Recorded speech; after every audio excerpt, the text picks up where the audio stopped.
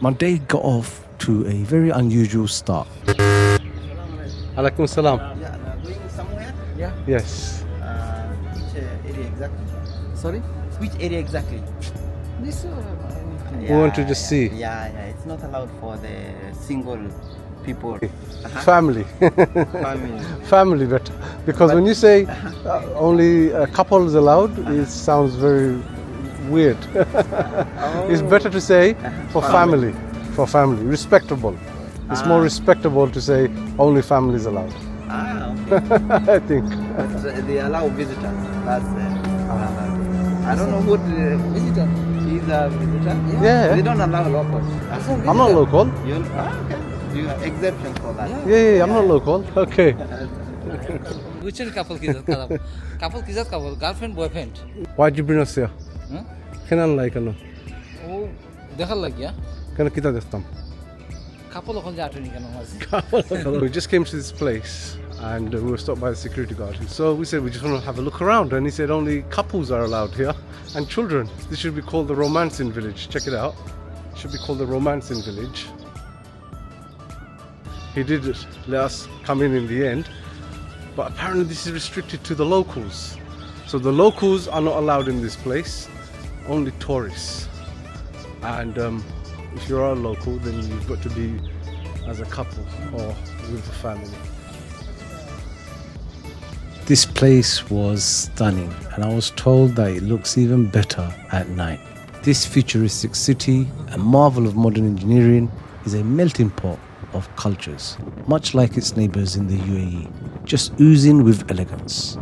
It's 11 o'clock and I didn't really want to eat. I had double breakfast in the hotel. The guys I'm with, they're hungry. Just saw this camel meat over there. I've never ever tried this before. First time.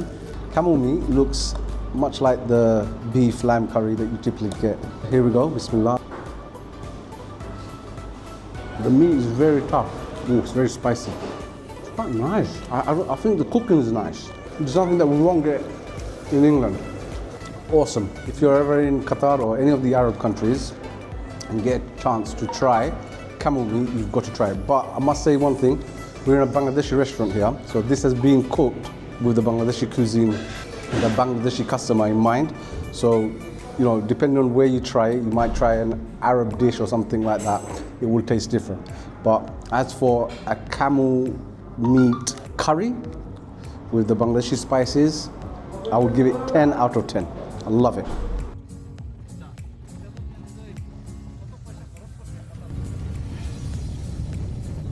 So what's up to the camera?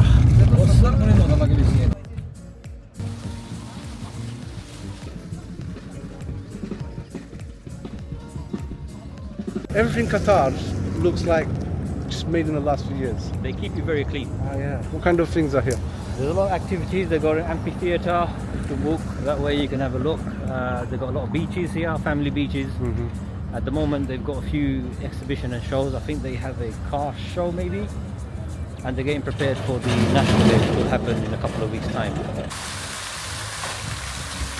We went out during the day, so there was hardly anyone about. But during the evenings, it gets really busy. We stopped at this lovely restaurant that was overlooking the Doha Business and Commercial Centre. Absolutely stunning. You come here often with your family? Every now and then with the family, yeah. What's Qatar like living? Because I see lots of people, we call them expats, don't we? Yeah, so expats obviously means expatriates. So anyone that's not a local citizen, Yeah. they are known as an expat. You lived in the UK, you've All my life in studied. the UK. How long ago did you come here? About 3 years ago. What made you leave the UK? Just wanted to have a different experience in terms of the working environment, for us being Muslim, to see what it's like living in a Muslim country, in terms of the workplace, the conditions, just basic stuff, praying for us, Yeah, but- fundamental. In the UK you can pray, there's loads of masjids. But it's different within the workplace. So like Jummah time, for example, it's a bit of a, let's say, a headache. Doing wudu, going to pray, not having those issues. Here, best thing is, prayer time, there's no excuse. You go outside, you need to pray. You can go to any masjids are everywhere. But doesn't Doing that the depend on the person? Because I live and work in the UK and I've never missed my prayer. It doesn't depend on the individual. If an individual wants to make that happen, they will. Absolutely. I'm sure you did that too. Yeah, absolutely. The difference is obviously in the UK you're planning quite in advance. If you're really good, you're planning in advance and you're making sure your plans are around the prayer times. Yeah. So you don't miss the prayer times. Here, you don't need to plan around the prayer times because you can do it anywhere. Masjids everywhere. Yeah. Even the parks, they have masjids. Prayer is not really a big issue that you can't do in the UK. Is there other things that brought you here? Like, you're a family man. Yeah. So Did family have a part to play in it? So you have more family time here. Yeah. That's guaranteed because kids start early. They How old are finish your early. kids? So the range between the ages of 18 to 10. 18 to 10. Okay. Yes. They start early, 7:30. They finish at around 1:30, 2 o'clock. They still got the whole day Yeah. to spend time, to do stuff, to enjoy the weather. Yeah. It's still daylight. So it's more family orientated where you can spend time with your family. Living in the UK, you hardly get to see your family. You're so shattered after coming back from a hard day at work. Yeah, absolutely. And you're just winding down. And by the time you wound down, the kids are going to bed, getting ready for school. You don't hardly spend any Yeah. time with them. Absolutely. So here there's stuff to do. The country is a very family-oriented country. Beaches, there are family beaches. So if you're a singleton, there's a separate area for you Yeah. compared to if you're a family. Okay. In Well, if the someone train don't want to city. go to the beach, what else can they do? If they want to, they got. And they don't have no family. Yeah, you got the parks. If you want to exercise, you got the gyms. You got the cinema. The standard stuff, entertainment-wise. There's a difficulty in coming to a country and settling down because obviously you're leaving behind family, friends back in the UK. How have you coped with that? So definitely you need to be in the right mental state to come here. If you're living close by with your families and you depend on them, then this is not the place for you. Because I know a lot of people that come here and they struggle. And they struggle because they miss family too much. Yeah. You know, be it their brothers, sisters, mum, dad, whoever. And they can't handle it. Okay. Because here it is very isolated. Did you make friends with other people though who've also done the same thing? Yeah, so for us, we made friends with like-minded individuals. Also, for us, obviously, British, Bangladeshi, all like-minded. We've made our own clan, let's say, community. Isn't that the same like when our parents went over to the UK? They had to do the same thing and they made that community, and you're going to do it here. Because I've seen a lot of people from our community, our Bangladeshi community are here. Even the waiter who was serving us here is Bangladeshi. You spoke and I spoke to him in Bengali. So we are paving the way. I mean, you are anyway. For people to, and you're making it easier. The way I see it, our parents came from back Bangladesh, home, Pakistan, India, yeah, all the wherever, different places. and they went to UK and they settled. They didn't have a plan to settle there, but by whatever reason they have settled. Now we are the beneficiaries of that. Yeah. So we now have the British passport. Yeah. We can go anywhere. So why don't we capitalize on that? Yeah. You know, why don't we experience other places? Our home, for us, our home is the UK. Yeah.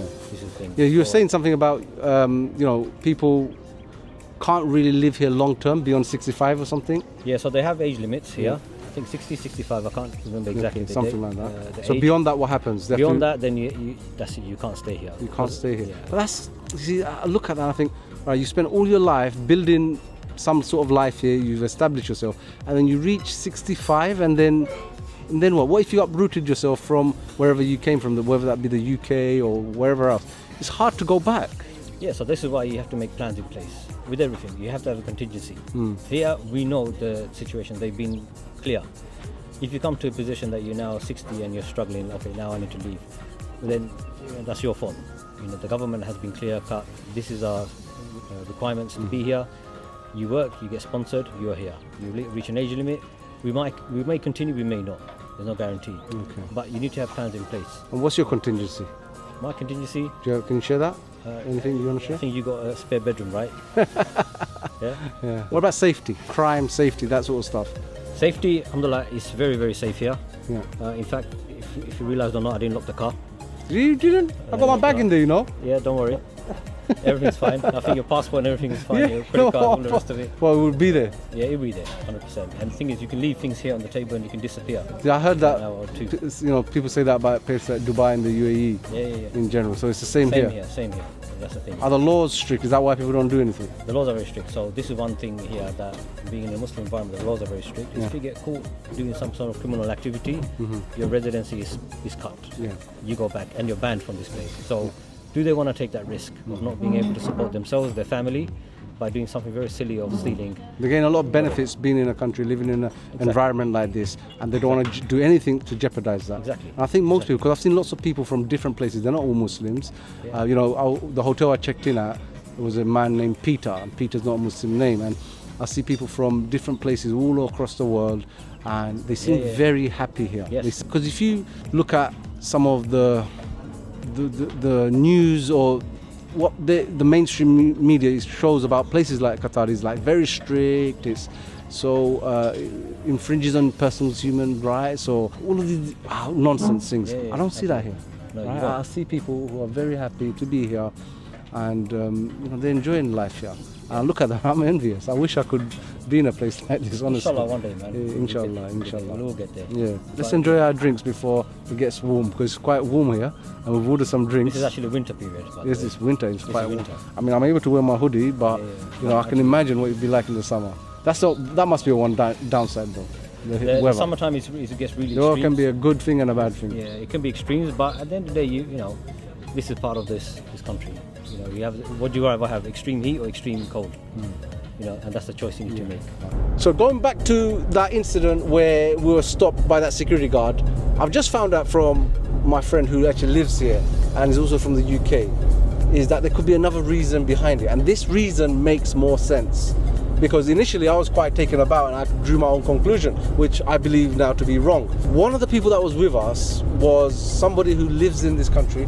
He's married, but his family, just like a lot of people that come over here from the Indian subcontinent, they come over as single people, and they want to, they look at you, the security guards, and they might see that you are a laborer. They know that such and such a person is this status in this country, and this is the reason for it, because they want to make the couples and the families that go and visit that place feel safe.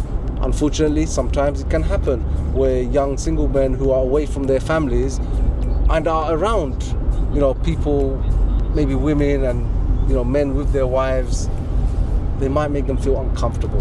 And I'm told that this is the reason behind it. Whether this is right or not, that's, maybe I'd love to hear your views on this. But this is what I've been told, that if somebody who's well dressed, a Western person, who, if he was to go there on his own, then he wouldn't be stopped, apparently.